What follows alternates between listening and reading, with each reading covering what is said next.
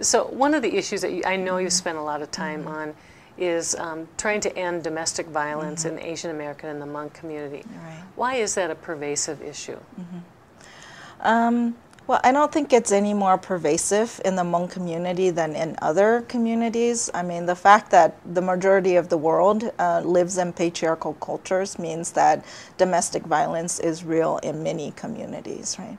But I do think that in the Hmong community, we have talked about it less. And because we have talked about it less, the issue has not been sufficiently served, right? So I think that you know, for a community that came here with so many just basic needs, when you have so many basic needs, the issues at home tend to be things that are kind of backburnered. You don't talk about it as much. So, I began that work really because of my own personal experience being born a girl, growing up and observing my aunts and things like that, and being able to just be a part of a community that was dealing with a lot of different things, but certainly seeing the difference between how men and women were treated, and then ultimately what happens when there's violence in the home, and how victims and survivors were treated, right? So I still see it as an issue that still needs to be addressed in the community. What do you think it'll take to address it? What are the changes that are needed? Well, I think for one is really for the community to speak truthfully about what's happening, right? That we have domestic violence exist in our homes, and that because we have many cultural rules about women's behavior and women's value, that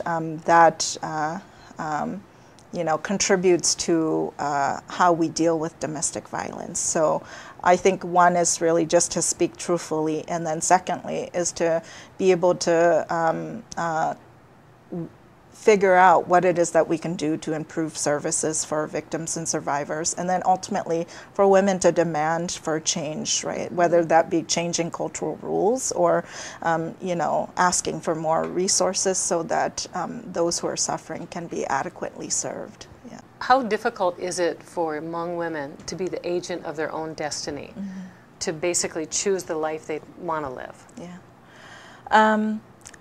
I think to understand, I guess, the question a little bit better, it's good to maybe think about the Hmong community in the sense that it's not hard for Hmong women to say what they want, but it's hard when you come from centuries of practice where the familial unit is more important than the personal choices and identity, right? So in that sense, I think Hmong women have remained silent about really what they want because it's been that familial unit that has really kind of allowed for the community to survive, right? For, through war, through, lots of different tragedies in history. So now it's hard to say, well, everybody should just do what they please when you have, different worldviews about what's important, right? Sure. So,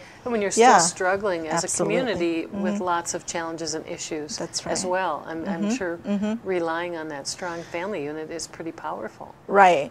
So, I think that's the reason for a lot of silence still, but I think it's I would say we're kind of close to a tipping point where women understand that we can have things different, right? That we can value family, but we should not be suffering. Right. And I understand that you do have men as allies as Absolutely. well, and I'm sure that's got to be really important.